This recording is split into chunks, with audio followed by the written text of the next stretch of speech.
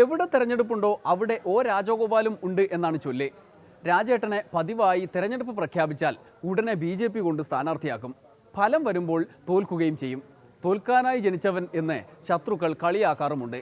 എന്തായാലും ഇത്തവണ പിഴച്ചില്ല. രാജേട്ടൻ നേമത്ത് വിജയിച്ചിരിക്കുന്നു. ശിവൻകുട്ടിയെ പരാജയപ്പെടുത്തിക്കൊണ്ട് രാജേട്ടൻ NDAക്ക് വേണ്ടി നിയമസഭയിൽ ഒരു അക്കൗണ്ട് തുറന്നിരിക്കുന്നു. ആര് എന്തു പറഞ്ഞാലും ഈ മുന്നേറ്റത്തെ BJPയുടെ ഈ മുന്നേറ്റത്തെ കണ്ടില്ല എന്ന് നടിക്കാൻ കഴിയില്ല. രാമൻകുട്ടി തളരരുത്.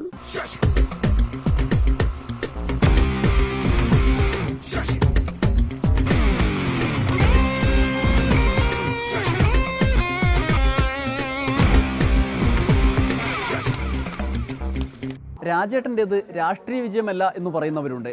ഒരർത്ഥത്തിൽ അത് ശരിയാണ് താനും. കാരണം ഒ രാജഗോപാൽ എന്ന വ്യക്തിയുടെ മികവ് തന്നെ.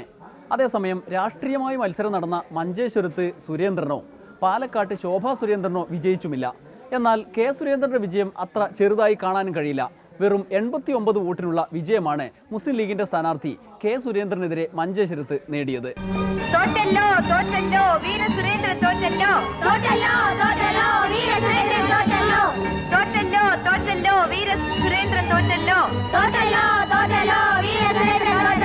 എൺപത്തിയൊമ്പത് വോട്ടിന്റെ പരാജയമൊന്നും ഒരു പരാജയമേ അല്ല. അതുകൊണ്ട് കെ സുരേന്ദ്രൻ ഇനിയുള്ള കാലത്തും തേരോട്ടം തുടരും.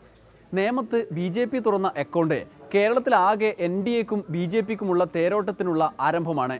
അത് കാണാതിരുന്നിട്ടും കാര്യമില്ല. അതുകൊണ്ട് മതരാഷ്ട്രീയം പറഞ്ഞ് രാഷ്ട്രീയത്തിൽ ഇടപെടുന്ന ഇടതുപക്ഷത്തെ പോലുള്ള രാഷ്ട്രീയ പാർട്ടികൾ ഇനിയുള്ള കാലം അത് ശ്രദ്ധിച്ചേ മതിയാവൂ. വെറുതെ രാഷ്ട്രീയവും ആരോപണവും പറഞ്ഞതുകൊണ്ട് മാത്രം കാര്യവുമില്ല. കാരണം ഇനി സർക്കാരാണ്. സർക്കാരിനെ നിയന്ത്രിക്കുന്ന CPIMന് മികച്ച ഭരണ നടപടികളിലൂടെ മാത്രമേ ജനങ്ങളെ കയ്യിലെടുക്കാനും മതരാഷ്ട്രീയത്തെയൊക്കെ അവഗണിക്കാനും അതിനെ അതിജീവിച്ച് മുന്നോട്ട് പോകാനും കഴിയൂ. ഒരിടവേള കൂടി.